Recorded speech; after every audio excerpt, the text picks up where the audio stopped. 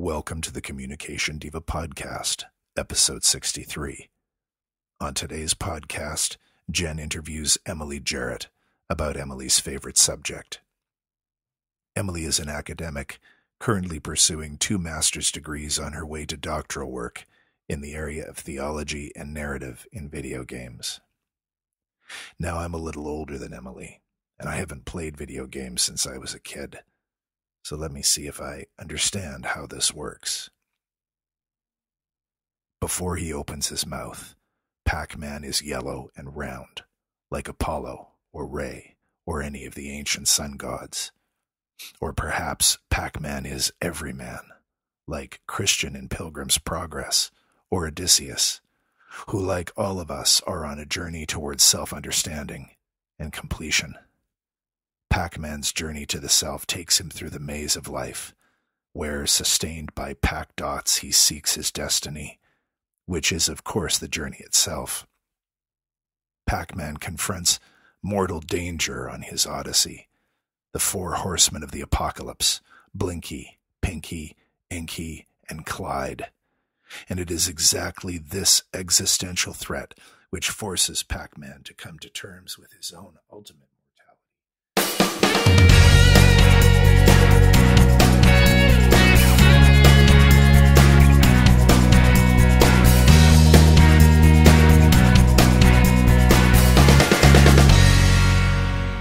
Welcome to episode 63 of Communication Diva. I'm Jenn Swanson and I'm your host. And this podcast is meant to explore all areas of communication, from practical tips and ideas to talking with interesting people about how they use communication and think about communication in their lives. And so today's episode is going to be one of those things where we interview somebody interesting, at least somebody I think is interesting, about how she uses communication in her world and some of the things that she is thinking about and talking about in some of the work and the public speaking areas that she does.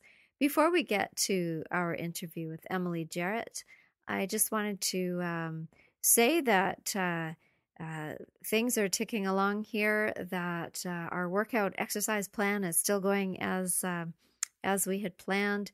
We are on our way to sunny climate with all of our kids at the end of this month and going to be enjoying some rest and relaxation on a beach. And I'm really looking forward to that. It's been a crazy busy time. Just finished my last university course yesterday for this term, and don't have to go back to reading textbooks or anything else until July. So a little bit of a break, but still lots left to do. Also wanted to say that this is being recorded on April 16th, which is the day after the bombings and things that have happened in Boston in the United States. And so just to say that my thoughts and prayers are with the people and the families there who have been affected by this difficult to understand occurrence that seems to happen far too often. And not just in North America, of course, but even more often around the world. So thinking of that and again, thoughts and prayers with people out there. So this was an interview that was done yesterday, April 15th, at the Vancouver School of Theology, where I was finishing up a class, and Emily was one of my classmates. And I wanted to interview Emily because of the things that she is working on and thinking about. She is a 30-year-old student who is taking 2 master's degrees at the same time, which is way more ambitious than I am. She's taking a Master's of Divinity and a Master of Arts in Theological Studies. And her aim eventually is to go on and do her doctorate and work in academia, probably teaching in a university somewhere in the world, who knows. But she is studying how theology and the storytelling that is done in video games come together And I think this is quite fascinating because there are very few people in the world, if any, looking at this particular topic. So I will turn you over now to my interview with Emily Jarrett.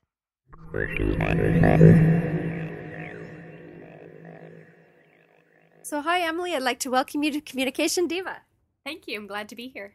That's great. So for people who are out here listening to our conversation today, I'd like maybe to just ask you, we're talking today about gaming and theology and communication, all very, interesting topics on their own, but put together, it's kind of exciting. And I just wanted to ask you a little bit about, first of all, what gaming is to you and how you got into it.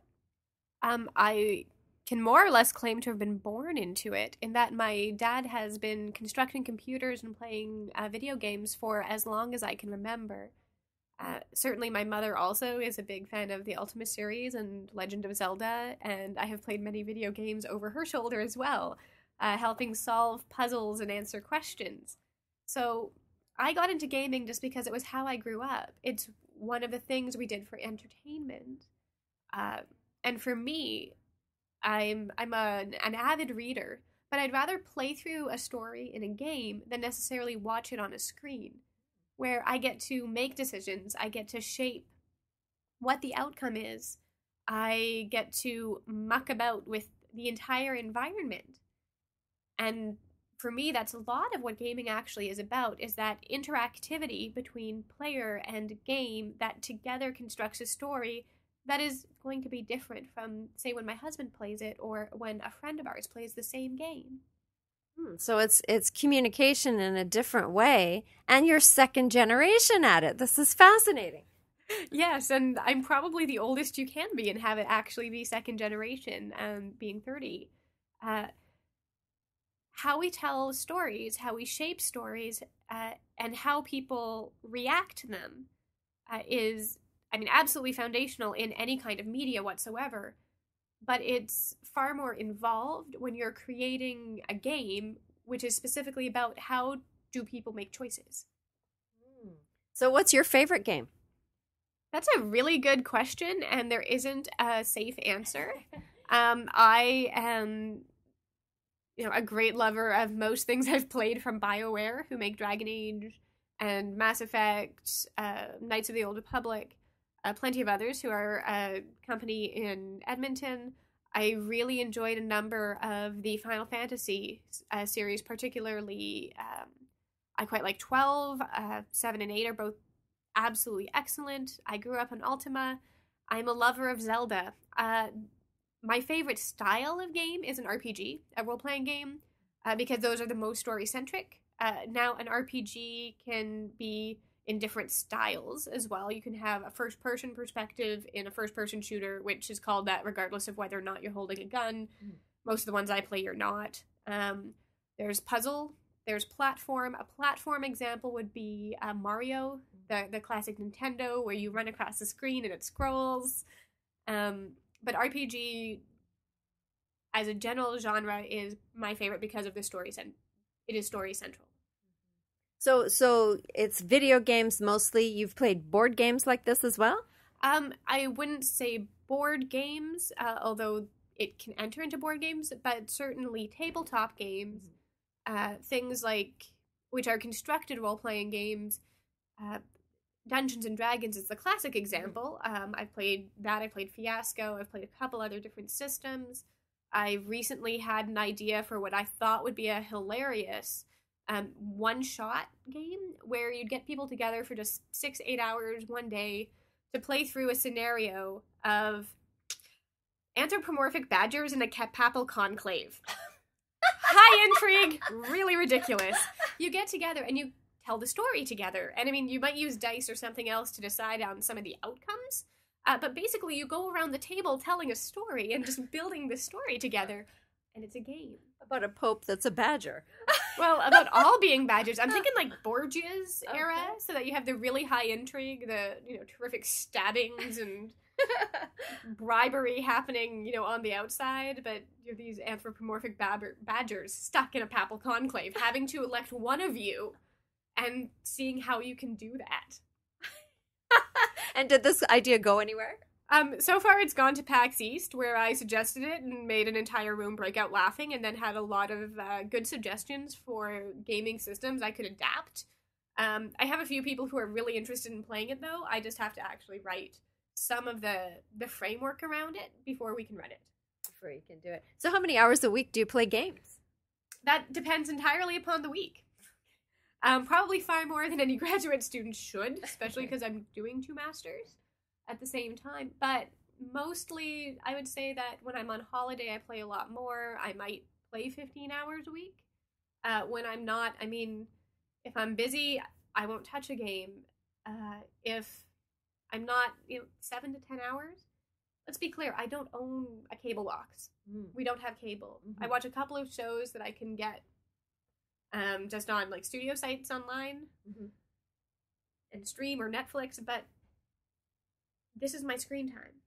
Right. I don't watch a lot. Right. So you're a graduate student. You're doing 2 master's degrees, which is why we're here in a post-secondary institution having this conversation. And it's April, and you've got a lot on your plate right now, I'm sure. And you're thinking about this, and you're talking about constructing things. And when do you find time in the midst of all the other things that you have to do to be able to devote some time to dreaming up new games? Well, let's be clear. I'm one of the programs I'm in is a Master's of Arts in Theological Studies, and this is my thesis project. So it's not like they don't overlap. And my other one, a Master's in Divinity, it's all about religion, and this is what I do for fun. I mean, my husband and I will sit together over a bottle of wine and dream up stories to tell in games.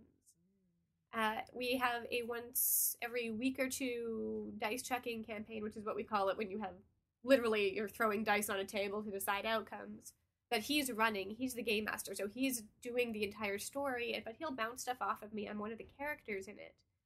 And we'll just sit there over dinner and talk about it. It's fun.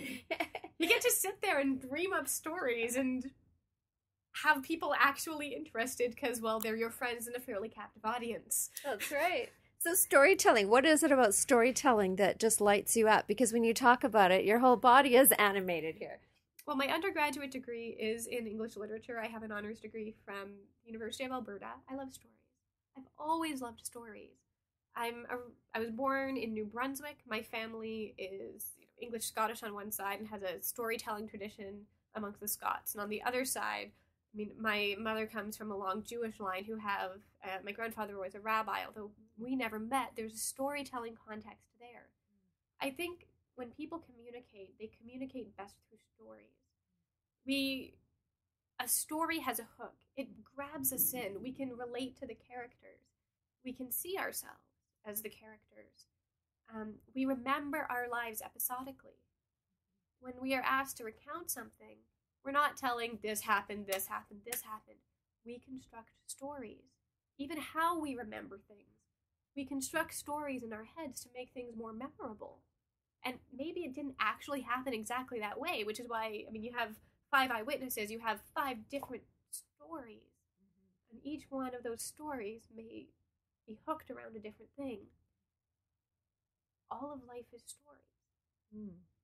I like that. And so the gaming is, so in my mind, and this is just the stereotype in my mind, which is, as all stereotypes, usually completely wrong, but that, gaming is 18-year-old boys in their basement with their whatever games, right? And so I'm sitting here in front of, someone who's a young woman who doesn't fit this stereotype at all.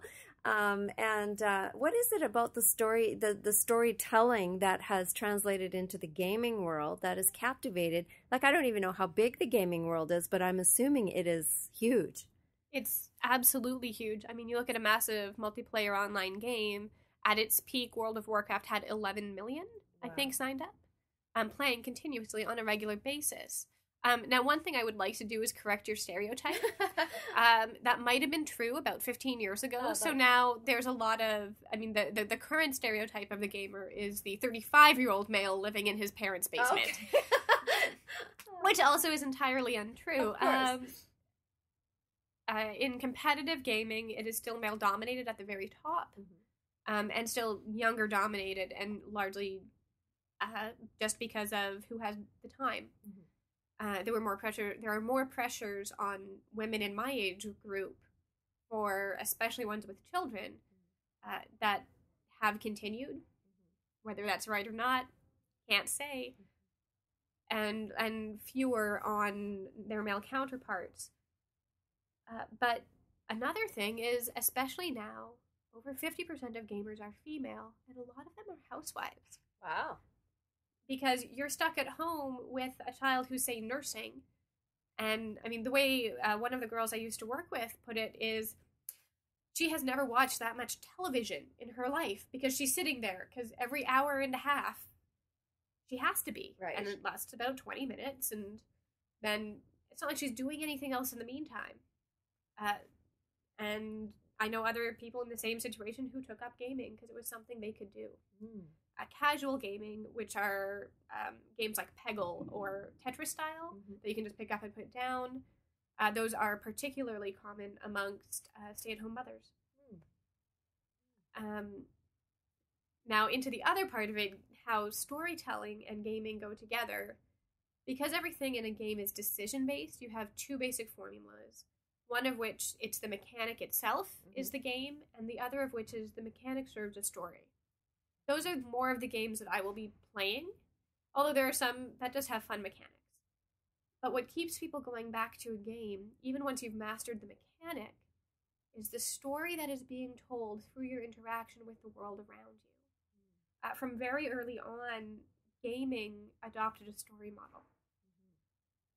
That, because it's decision-based, that makes perfect sense to me. I mean, look at how long choose-your-own-adventure books have been in existence.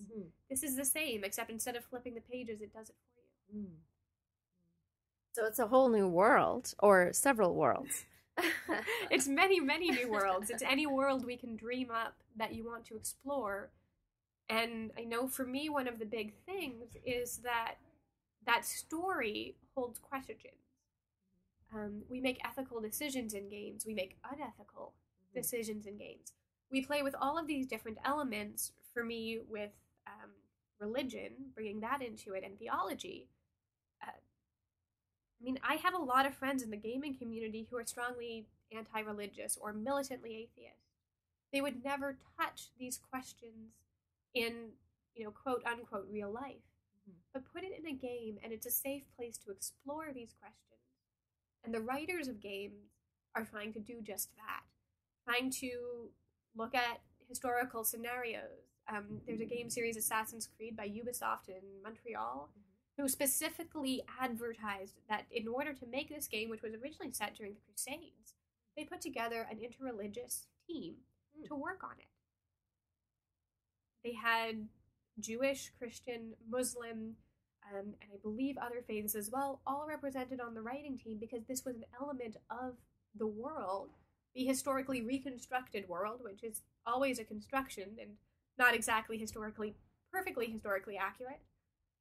But in order to deal with respect, with the concepts that they're playing with, I recently read an article on BioShock Infinite, which just recently came out, that religion is absolutely integral in that game. And it plays around with ideas of how we use doctrine well and how we abuse doctrine.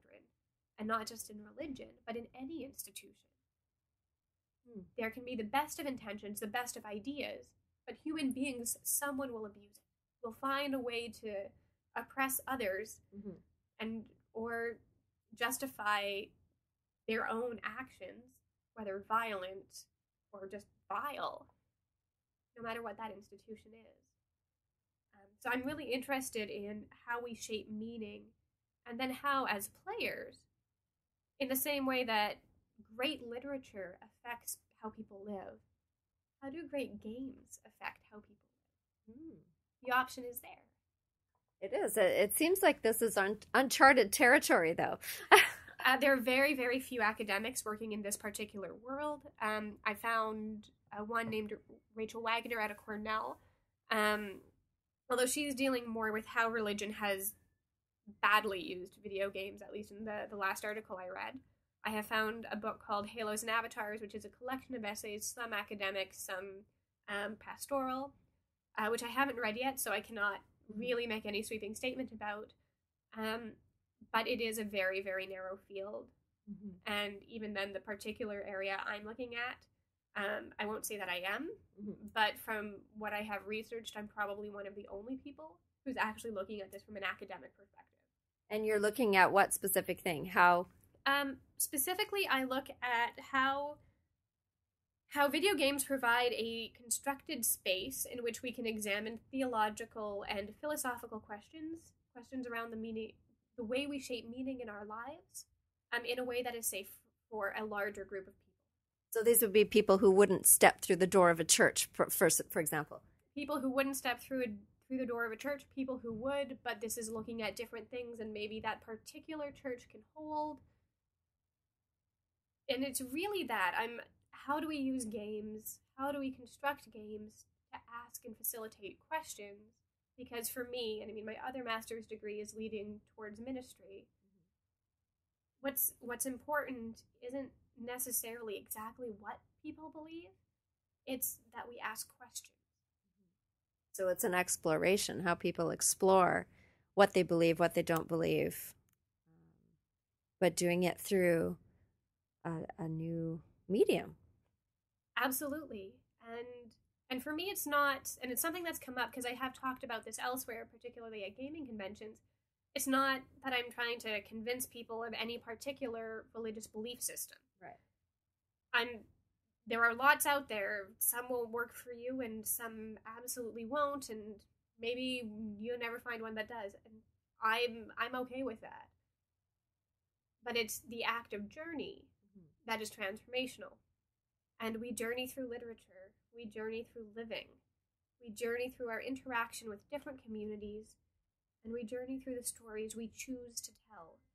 And more so than in literature, in games, we choose to tell a specific story, and it affects us. So these are some universal questions. I mean, they've been asked through literature, they've been asked through the ages in many different ways. And what, aside from accessibility, what else do you see gaming offering that other formats won't? Interactivity. Because as a player, you fundamentally shape the space of the game and the way that the game runs its course. And you can have very different experiences within the same game by making different decisions. And that's a kind of medium that we really haven't had. Now add to that massive multiplayer online games where not only are you doing this and interacting with the theological landscape around you, but everyone else is as well and reacting to it in conjunction one with another. Now some games import religion very respectfully. For me, and I mean the people I have spoken to who are Indigenous and have said the same thing. Other people will disagree. The Tauren in World of Warcraft is a good example of a Native American Indigenous spirituality done with respect. It's a creation-centric theology that is upheld as being both fundamentally respectful and respected, both of the land, of the people around, of the cycle of life, of the medicine wheel, and how we achieve balance, how we maintain balance, what our responsibilities are. It's very, very sophisticated. It sounds like it. It sounds like nothing like Mario Brothers.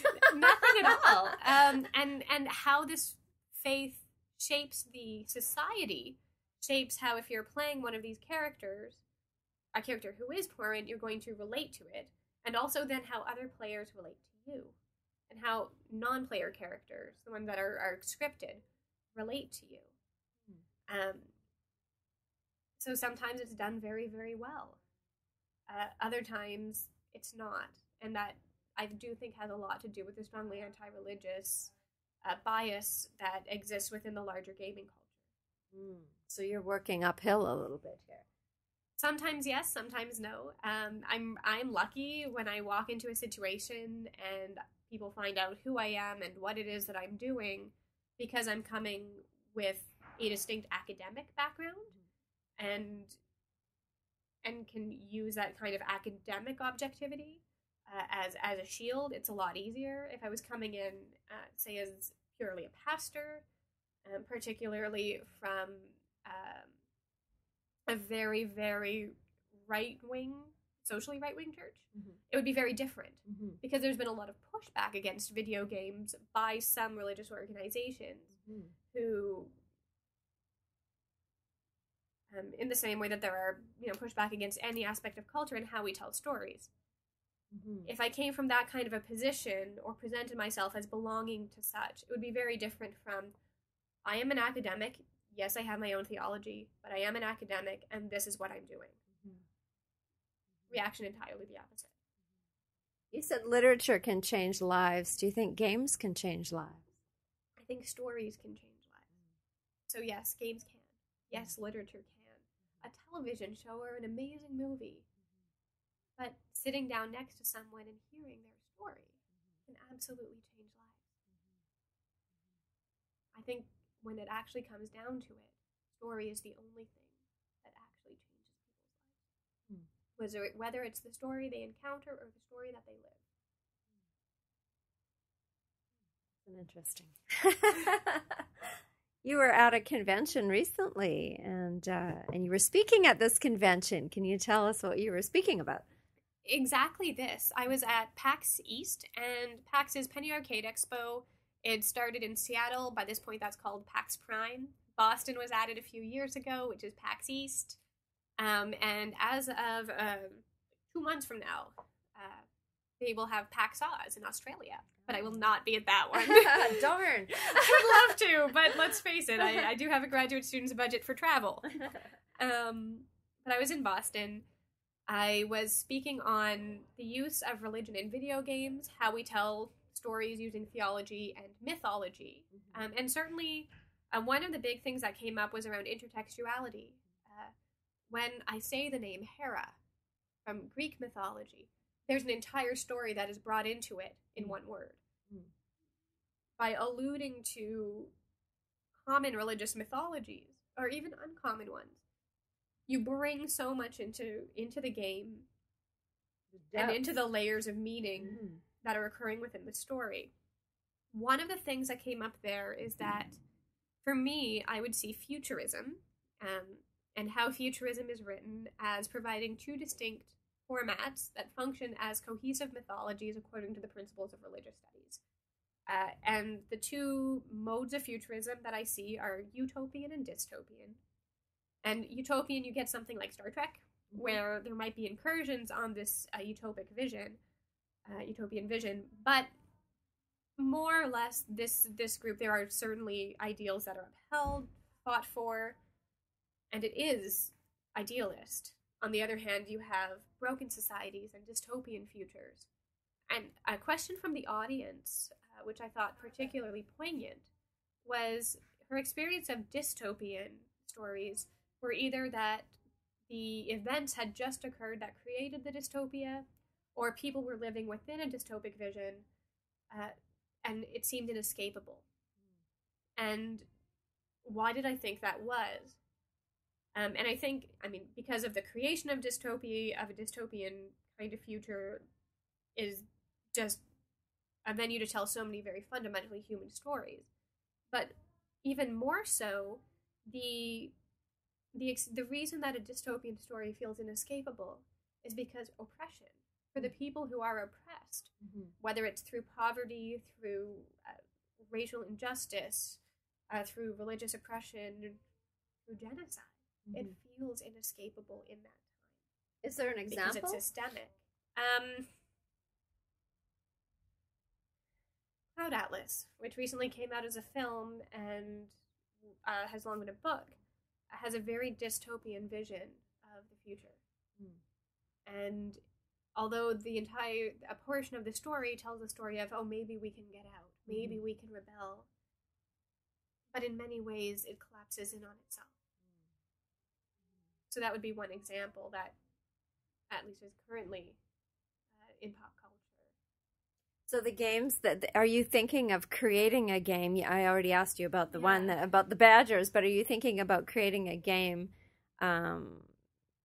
a more complex game that would be bringing these ideas together. No, I'm not a game writer. I have consulted, and that's about it. I'm very much an academic. Now, I've had thoughts and talked to people about how I think that you could tell some of these stories. One of the ones fascinating me at the moment is, how would you shape a game around Buddhist non-attachment as being one of the foundational principles? And my husband and I were talking about this, is not only that, but how would, when you make an RPG, have characters whose religious choice at the start, fundamentally affects the gameplay? You might have characters who have to shed. Usually you carry as much as you can, and you get more and more and more loot. What happens if you're forced every time you level, every time you gain ability, to get rid of it, to have less? What choices will you make? How would this appear throughout a game?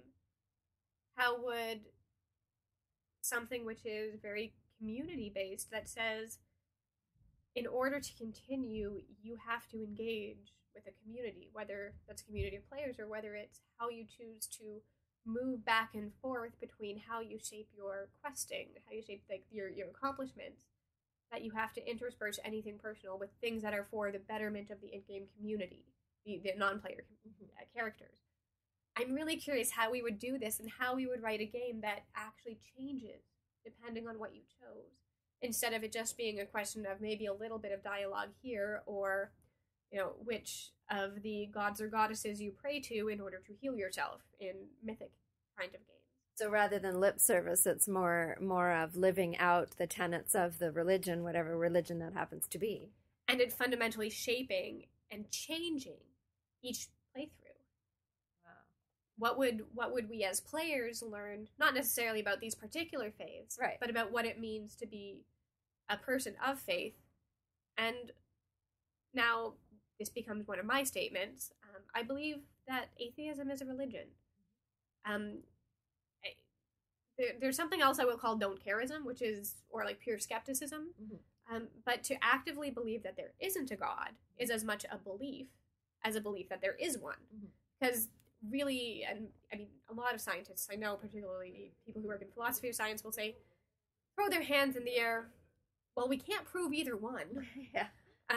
So either way, it's a belief. And that also shapes how we go about our day-to-day lives, just as much as belief in any particular religious system or adherence to it would be. Right. So yeah, this whole thing is just very fascinating to me. and so you're doing your thesis on this.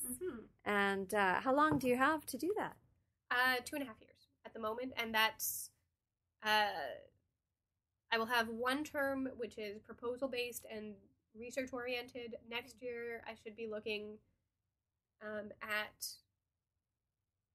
specifically coursework around how we organize research, qualitative methods, quantitative methods, a lot of theory.